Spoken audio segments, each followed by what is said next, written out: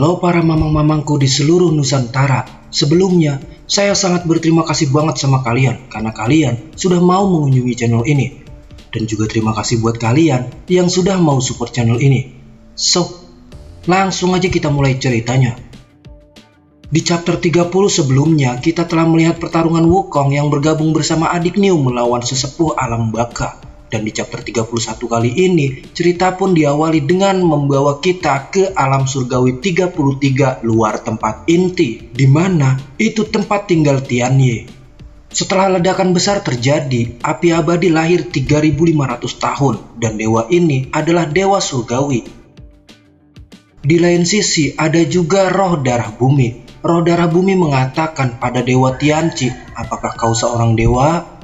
Dewa Tianyi mengatakan tampaknya kau adalah yang mulia roh darah bumi. Selama lebih dari 3000 tahun kita akhirnya bertemu. Ketika dunia tercipta, aku sudah merasakan keberadaanmu. Roh darah bumi mengatakan kau dan aku adalah sama. Tentu saja kau dapat merasakan keberadaanku. Di sini Dewa Tianyi menanyakan kepada roh darah bumi kenapa mencari dirinya.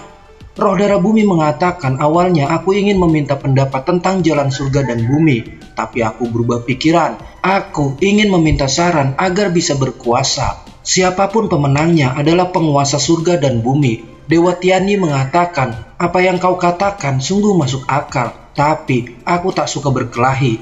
Dewa Tianyi juga mengatakan, apakah kita harus menjadi musuh saat pertama kali bertemu?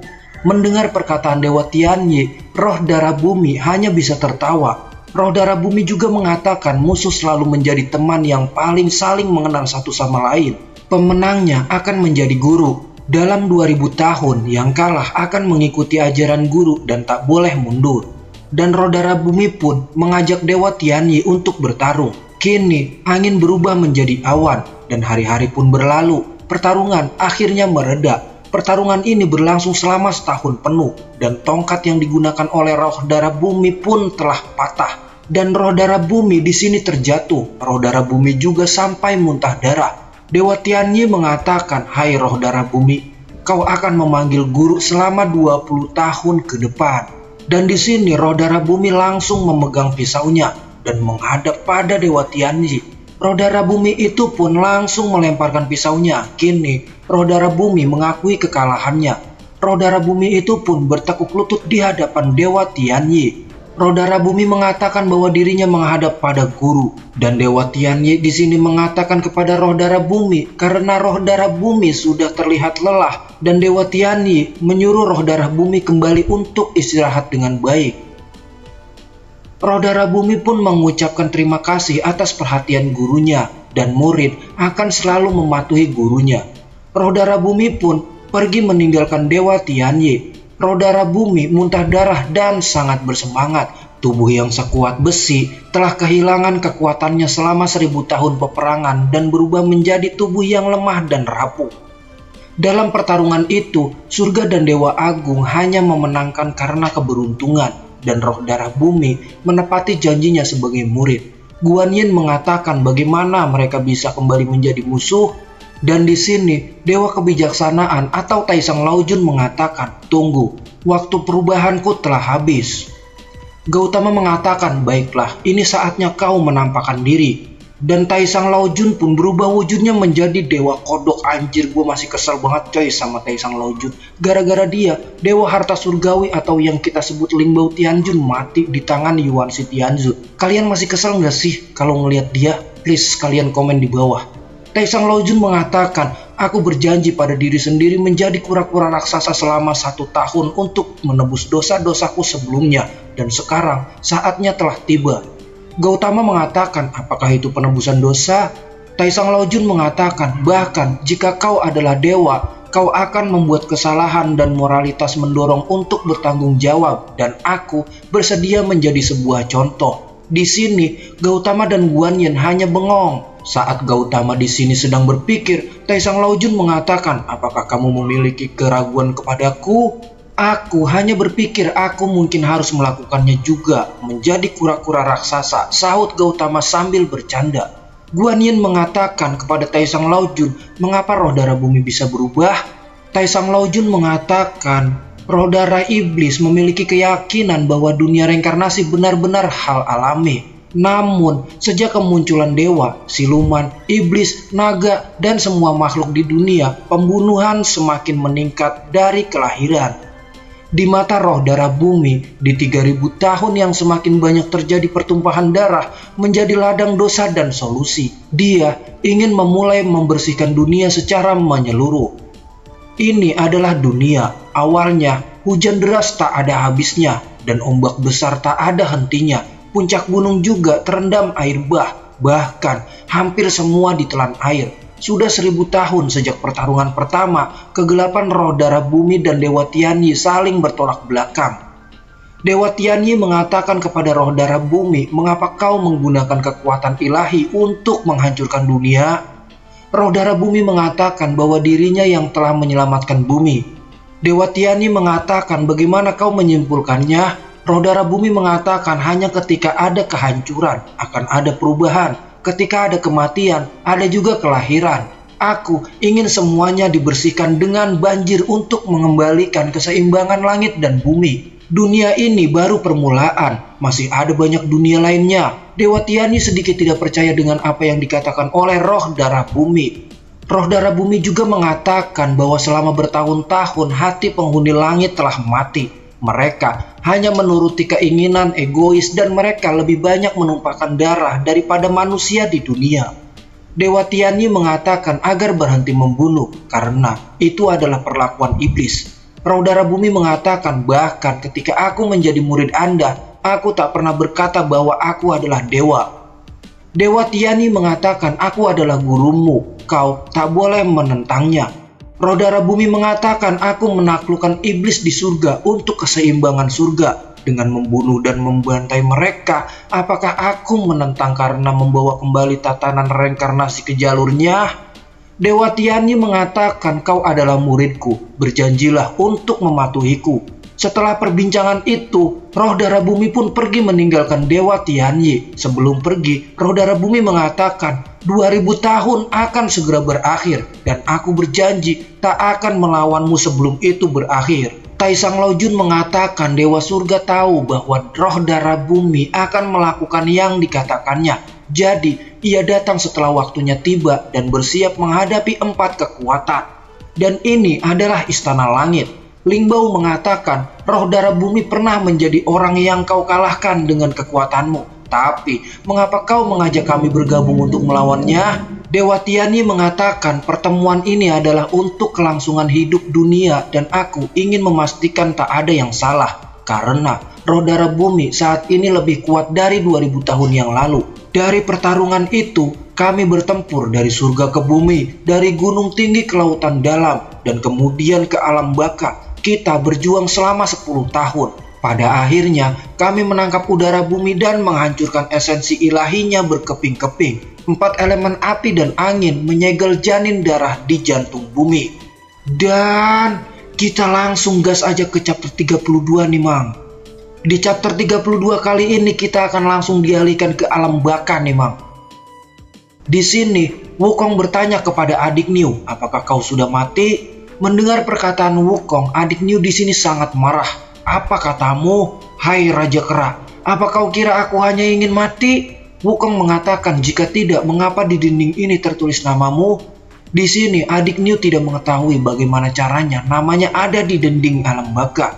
Wukong mengatakan, "Bagaimana caranya kau datang ke alam baka?" Adik Niu mengatakan, "Mengapa kau mengajukan begitu banyak pertanyaan? Aku ingin bertemu denganmu dan aku yakin pasti ada jalan." Wukong mengatakan, "Jika kau tak ingin mengatakannya, maka aku akan bertanya pada orang lain." Dan di sini datanglah Master Reinkarnasi atau kita sebut Mas Reng. "Hai Mas Reng, apakah adik Niu benar-benar sudah ... Mas Reng mengatakan, "Hai Raja Kera, apakah kau tahu bahwa banyak yang bernama Niu Xiaomei yang wafat dalam 10 tahun terakhir?" Dan di sini, Mas Reng pun menggebrak bumi dan mengatakan buku reinkarnasi. Dan Wukong disuruh menemukan semua nama adik Niu dalam catatannya. Dan di sini terlihat jelas dari buku-buku yang telah keluar itu dalam 10 tahun terakhir, total 1262 nama Niu Xiaomei pergi ke alam baka setelah kematiannya. Bisa kau membacanya? Di sini Wukong langsung berkeringat. Adik Niu mengatakan, ada begitu banyak orang dengan nama dan nama marga yang sama. Bagaimana kau bisa menyimpulkan itu adalah aku? Jiu Quan mengatakan, hai Raja Kera, berhentilah membuat masalah dan tanyakan kepada Mas Reng dengan sopan. Dan dia akan memberitahumu mengapa namamu tak ada di Baojan. Mas Reng mengatakan semua tergantung pada suasana hatinya. Wukong yang sudah sangat marah berteriak dan mengatakan, jika kau tak mengatakan apapun, aku akan membuat cermin reinkarnasi berantakan. Apakah kau berani? Sahut Mas Reng. Wukong mengatakan siapapun yang dihadapinya tak akan pernah ada yang membuatnya jadi gentar. Tiba-tiba terlihat di sini Xiao Tian yang sedang berlari dikejar oleh nggak tahu itu siluman atau apalah. Yang pasti di sini Xiao Tian berlari dan berteriak minta tolong. Semua yang melihatnya pun terkejut, terutama Jiu Quan dan Mas Reng. Sepertinya mereka sangat mengenalnya. Xiao Tian mengatakan bahwa dirinya tidak ingin dimakan oleh monster. Makhluk itu mengatakan bahwa dirinya bukanlah monster. Xiao Tian merasakan aneh karena makhluk itu bisa mendengar kata hatinya. Dan makhluk itu mengatakan bahwa dirinya adalah pelayan Jizang. Pelayan Jizang itu pun memberikan hormat kepada Mas Reng dan Jiu Quan. Dirinya mengatakan bahwa Jizang ingin bertemu. Dan pelayan Jizang itu pun mengajak Mas Reng dan Jiu Quan untuk pergi. Saat mereka pergi, Wukong di sini memanggil mereka karena menurutnya masalahnya belum selesai. Tiba-tiba di sini ada yang memanggil kakak Wukong. Dia adalah Wu Jing. Wukong mengatakan, hai Sa Wu Jing, kau sampai kemari, ada hal apa menemuiku? Wu Jing mengatakan bahwa ada satu lagi selain dirinya. Dia adalah kera batu. Wukong mengatakan bahwa makhluk itu mirip sekali dengan dirinya. Wu Jing mengatakan, aku akan beritahu padamu. Menunggu batu terbentuk menjadi tubuh kakak agar menjadi tubuhmu. Tanpa diduga, dia datang sendiri dan mencarimu. Wukong mengatakan semoga kali ini aku bisa berhasil. Dan kita pun akan dialihkan ke alam surgawi 33 di luar tempat surga.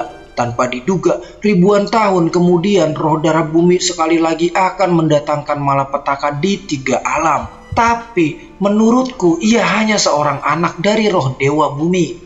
Kekuatannya hanya sepertiga dari masa kejayaannya. Kau dapat menemukan jantung bumi di jalan siluman. Guan Yin mengatakan, apakah kau akan membantu kita? Taisang Laojun mengatakan kematian Ling Bao Tianzun membuatku sangat terpukul. Sangat jiwaku tak stabil, kekuatan suciku berkurang. Dan aku butuh beberapa waktu untuk pulih. Taisang Laojun mengatakan sangat sulit membunuh roh darah bumi. Dewa surga agung dan kami bertiga bergabung untuk mengalahkannya. Dalam pertarungan itu, Dewa Agung juga terluka parah. Dikatakan bahwa ia bersembunyi di surga 33 tempat rahasia di antara surga. Menggunakan 9 esensi alam dan 9 tahap untuk bersembunyi. Guan Yin mengatakan, selama bertahun-tahun, apakah 3 Dewa Tianzun telah bertemu lagi dengan Dewa Agung? Tidak, sahut Taisang Laojun. Taisang Laojun juga mengatakan, sejujurnya aku tak yakin tentang hidup atau mati Sang Dewa Agung saat ini. Kali ini kalian hanya mencari roh darah bumi dan kalian menyegel serta membekukan kekuatannya. Ketika kau siap, kekuatan kembali ditambah Wukong dan Tang Sanjang serta lainnya. Kita dapat mengalahkan roh darah bumi secara bersama-sama. Dan di sini Guan Yin dan Gautama terbang meninggalkan Taisang Laojun. Guan Yin mengatakan kepada Gautama, bagaimana menurutmu? Gautama mengatakan, jika memungkinkan, aku mendengarkan cerita dari Yiling sendiri. Guan Yin mengatakan, apa yang kau maksud? Gautama mengatakan, aku tak mencurigainya, tapi aku berpikir itu sedikit janggal, karena melibatkan roh darah bumi dan jantung bumi di seluruh cerita. Dan kita akan dialihkan lagi ke alam baka nih, Mang. Di sini mereka sedang berkumpul, tapi perkumpulan itu hanya menimbulkan tanda tanya dan tanpa berbicara. Hingga akhirnya kera batu itu pun berbicara. Dia mengatakan bahwa jiwa itu sangat cocok untukmu. Wukong mengatakan, dengan penampilanmu, apakah kau ingin bertarung? Wu Jing mengatakan, hai Kak Wukong, barusan aku mau masuk ke alam baka, tapi kera batu ini menyusul dan berkata ingin menyatu denganmu. Kera Batu itu mengatakan, benar, kita adalah satu. Kera Batu itu juga mengatakan Gautama telah bekerja keras untuk menemukan batu sepertiku dari dunia luar yang menyerap esensi matahari dan bulan, serta mengubahnya ke bentuk kera yang tak dapat dihancurkan selama jiwa itu masih dapat terlahir kembali, dan membantu Tang Sanzang menemukan jantung bumi. Dengan sangat senang, adik Niu mengatakan, wah hebat, akhirnya aku dapat bertemu dia kembali di dunia nyata. Benarkah? Sahut Wukong. Kera Batu itu mengatakan itu awalnya, tapi aku berubah pikiran. Dan Kera Batu itu pun langsung menghajar Wukong. Kera Batu itu mengatakan hanya ada satu raja kera di dunia ini. Kau dan aku hanya salah satu dari kedua yang dapat hidup. Dan si Shinji season 6 chapter 31 dan 32 di sini pun bersambung. Langsung kita lanjut ke chapter selanjutnya aja ya. Dan buat kalian yang belum subscribe, langsung pencet tombol subscribe aja dan aktifin loncengnya, biar kalian nggak ketinggalan chapter selanjutnya dari channel cerita saya. Mimin di sini pamit.